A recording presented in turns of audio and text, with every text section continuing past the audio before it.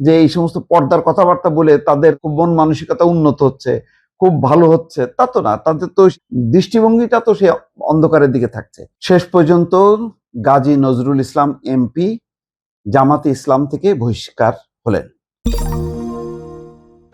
আমি গতকালকে ইঙ্গিত দিয়েছিলাম যে এটাকে ধারণ করতে পারবে না, কারণ যেই পরিমাণ সামাজিক প্রেশার তৈরি হয়েছে, তাতে জামাত নিজে থেকে অনুভব করবে যে এই লোককে আর হজম করা যাবে না।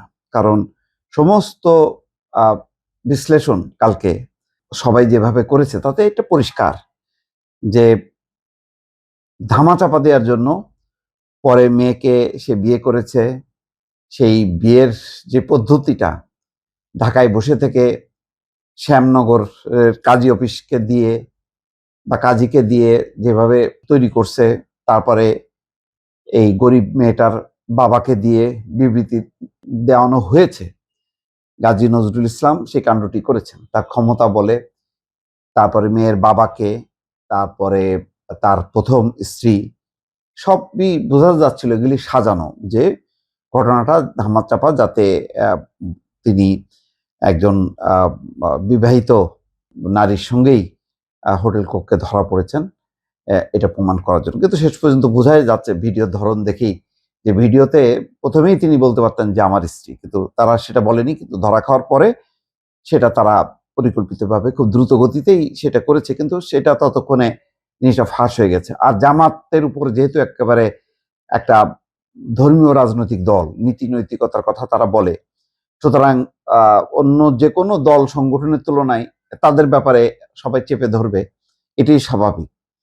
তো ঠিক মামুনুল হকের মতন ঘটনাটা, মামুনুল হক সেই সময় শেখ হাসিনা ছিল বলে এটা শেখ হাসিনার ষড়যন্ত্র অমুক তমুক বলে পার পাইছে, কিন্তু সেই জান্নাত, সেই দ্বিতীয় স্ত্রী, সে কোথায়? তার হলফনামায় দেখা গেছে যে সেই একটা স্ত্রীর কথাই আছে, দ্বিতীয় স্ত্রীর কথা নেই। তো এটা অত্যন্ত লজ্জাজনক ঘটনা। ৭৫ অথবা ৭৭ বছর বয়সী একটা নাবালক মেয়ে, যার বয়স 18 হয়নি, নিতান্ত চাকরির জন্য গিয়েছিল।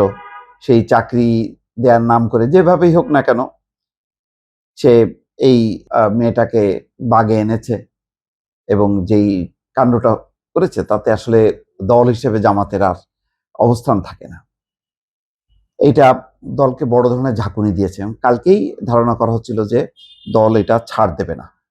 তো ঠিকই তাই, আজকে অবশ্যই এটা জামাতকে একটা ধন্যবাদ দিতে হবে যে তারা খুব বেশি দেরি করেনি। ২৪ ঘন্টা মধ্যেই তারা খুব দ্রুত গতিতে বিষয়টি অনুধাবন করে তাকে বলা হচ্ছে দলের কেন্দ্রীয় নির্বাহী পরিষদের জরুরি বৈঠকে নৈতিক স্খলনের দায়ে বহিষ্কার করা হয়েছে। আমি সকালেও একটা ভিডিওতেও বলছিলাম যে জামাতের মধ্যেই গৃহদাহ শুরু হয়েছে, অর্থাৎ দলের মধ্যেই একটা ঝড় উঠছে যে না, এই লোককে নেওয়া যাবে না। জামাত ইসলামের কেন্দ্রীয় প্রচার এবং মিডিয়া বিভাগের সেক্রেটারি এহসানুল মাহবুব জুবায়ের গণমাধ্যমে বিবৃতি পাঠিয়ে দলের এই সিদ্ধান্তের কথা জানান। বিবৃতিতে বলা হয়, আজ ২২শে জুলাই বিকেল ৪টায় জামাত ইসলামের কেন্দ্রীয় নির্বাহী পরিষদের এক জরুরি বৈঠক অনুষ্ঠিত হয়।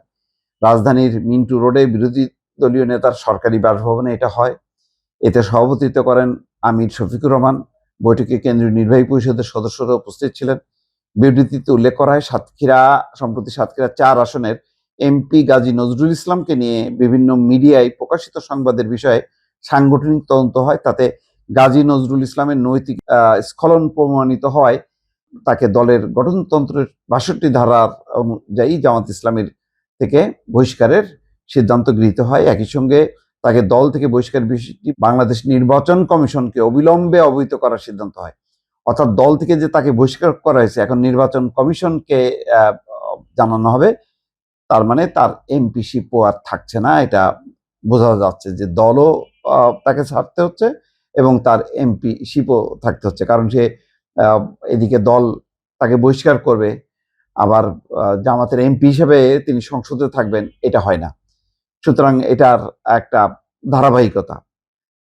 তো সোমবার রাতে এমপি গাজী নজরুল ইসলামের ব্যক্তিগত মুহূর্তের একাধিক ভিডিও সামাজিক যোগাযোগ মাধ্যমে ছড়িয়ে পড়ে। এসব ভিডিওতে এক তরুণীর সঙ্গে তরুণী বলবো না, আমি বলবো কিশোরী, কারণ তার 18 বছর বয়স হয়নি।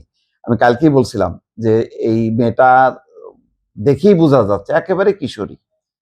একে তরুণী বলা যাবে না, 18 বছর তার পার হয়নি, 18 বছরের নিচে হলেই সে কিশোরী। তো যাই হোক, তাকে ঘনিষ্ঠভাবে দেখা যায়। ভিডিওটি প্রকাশের পর পর জামাতের অনেক নেতাকর্মী সামাজিক যোগাযোগ মাধ্যমে এটিকে প্রথমে এআই প্রযুক্তিতে তৈরি বলে দাবি করছেন। তবে সোমবার মঙ্গলবার দুপুরেই, গতকাল দুপুরে গাজী নজরুল ইসলাম নিজের ফেসবুক আইডিতে পোস্ট দিয়ে জানান ওই তরুণী তার দ্বিতীয় স্ত্রী মরিয়ম বেগম। আর মেয়েটা যখন নাকি নাম জিজ্ঞাসা করেছে সে বলছে মাহিয়া। তো কোথায় মাহিয়া, কোথায় মরিয়ম? গত 17 জুন পারিবারিকভাবে তার প্রথম স্ত্রীর সম্মতিতে ঢাকায় মরিয়ম বেগম বাবা মাসুম বিল্লাহ আর বাসভবনে বিয়ে সম্পন্ন হয়। এটাও সাজানো। অথচ 22 তারিখে অথবা 23 তারিখে চাকরি যে সুপারিশ করছে তার জন্য সেখানে লেখা আছে অবিবাহিত।